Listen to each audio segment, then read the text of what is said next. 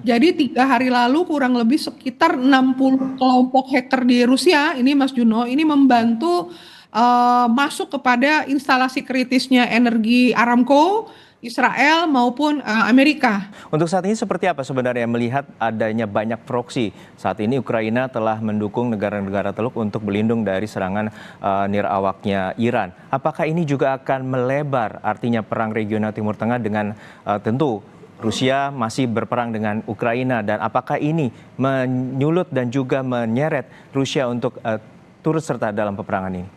Ya, kalau kita pakai analogi musuh dari musuhmu adalah temanku, begitu ya. Hmm. Jadi Pangeran Arab Saudi baru-baru ini mengundang Presiden Zelensky untuk bertemu dan untuk brainstorming, Mas, mungkin bertukar pikiran bagaimana sih cara Ukraina menghalau drone-dronenya Rusia. Karena beberapa drone-drone Rusia itu sama persis bahkan banyak kemiripan dengan drone-drone Iran. Seperti itu. Jadi Arab Saudi dan negara-negara Teluk yang berkonfrontasi dengan Iran itu belajar bagaimana cara Ukraina menghalau rudal maupun drone dari Rusia. Nah, kenapa kemudian Ukraine jadi terlibat, Ukraina jadi terlibat? Karena kita lihat hacktivismnya Rusia, hacker-hacker Rusia ternyata membantu Iran. Jadi 3 hari lalu kurang lebih sekitar 60 kelompok hacker di Rusia, ini Mas Juno, ini membantu masuk kepada instalasi kritisnya energi Aramco, Israel maupun Amerika. Nah, jadi kalau tadi dibilang oleh Mas Juno dan rekan-rekan Kompas TV bahwa ini multi front, itu betul sekali. Begitu. Jadi ini akan meluas ya.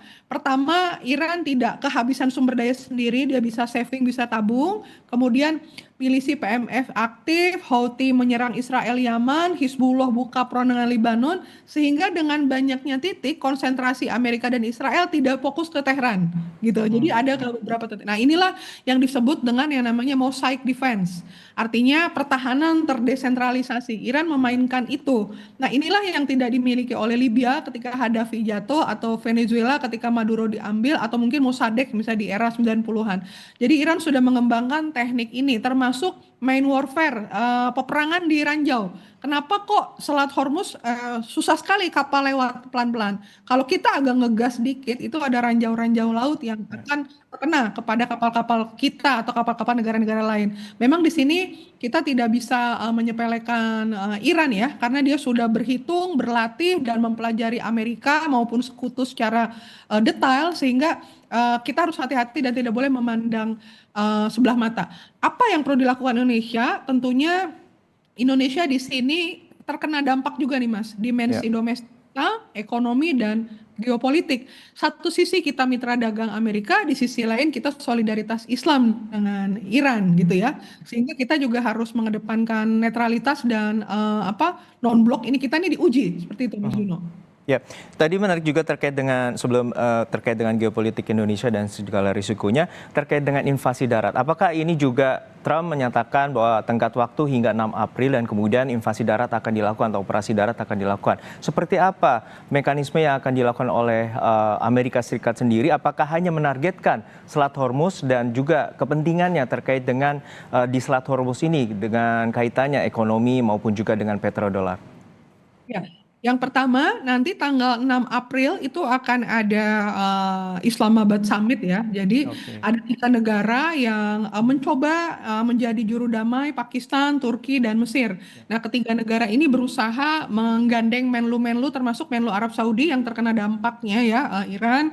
Kemudian juga Menlu Arachi yang dari Iran, juga beberapa negara. Ini bagaimana jika perang disudahi, 15 poin Amerika mana yang mau penuhi, kemudian 5 poin yang Iran minta mana yang mau dipenuhi. Ini 6 April ini akan ada summit seperti itu Mas Juno. Mhm. Jadi mudah-mudahan dari 6 April ini ada secercah harapan perang usai begitu ya. Namun kalau kita lihat publik di Amerika dengan disurvei begitu kira-kira perang akan selesai kapan, publik di Amerika menyampaikan bahwa mayoritas ini akan panjang. Tadinya kan Epic Fury ini targetnya 5-6 minggu. Berarti tanggal 28 besok, kemarin Maret, tambah 2 minggu, 2 minggu lagi selesai harusnya ya. 1 bulan lebih. Tapi dengan eskalasi seperti ini, Iran tidak mundur, terus-terusan melawan, tangguh. Ini bisa sampai 5-6 bulan nih Mas. Nah, yang jadi dikhawatirkan adalah kalau sampai 5-6 bulan, tahan atau tidak nih masyarakat dunia.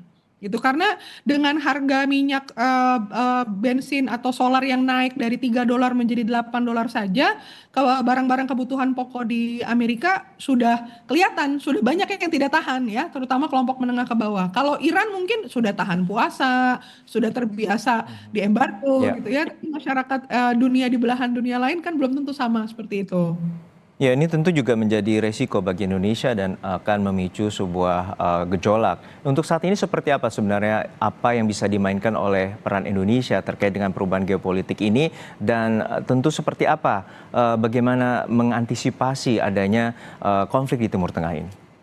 Ya, jadi ada lima yang bisa dilakukan Indonesia menurut saya. Yang pertama adalah kita harus memperkuat diplomasi multilateral kita, baik PBB, OKI, G20, ASEAN, dan Indonesia harus menjadi keketuaan dalam Global South. Jadi negara selatan yang menjadi air putih gitu ya, menetralisir masalah-masalah.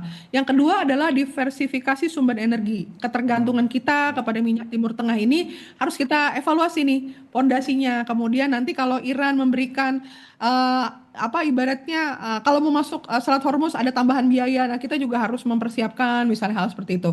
Kemudian koalisi Global South ini kita harus gandeng negara-negara berkembang, daya tawar kita ini harus kita tingkatkan, terutama ASEAN. Diplomasi kita harus berlapis.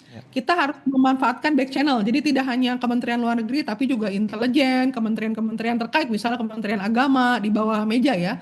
Dan memanfaatkan momentum ini menjadi daya tawar. Ini yang kelihatan banget untungnya Islamabad, Pakistan. Pakistan dengan menjadi juru damai, hikmahnya adalah 20 kapalnya dijamin lewat tanpa ada masalah seperti itu.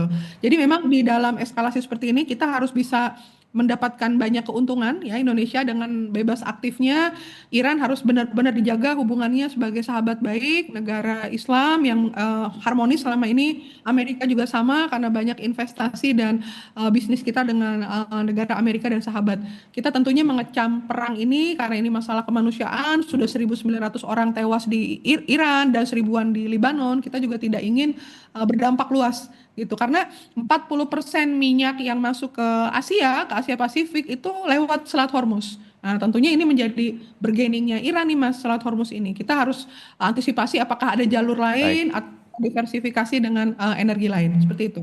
Baik, perang tidak akan menyelesaikan sebuah permasalahan yang rumit dan tentu juga menumbuhkan harapan terkait dengan diplomasi dan juga adanya pertemuan pada 6 April nanti yang akan diharapkan membawa pintu perdamaian dan masuk di meja perundingan antara Amerika Serikat, Israel dengan Iran. Terima kasih perspektifnya Ibu Stepi Andriani, pakar intelijen dan keamanan nasional telah berbagi perspektif bersama kami di Kompas Siang. Sehat-sehat selalu, Bu.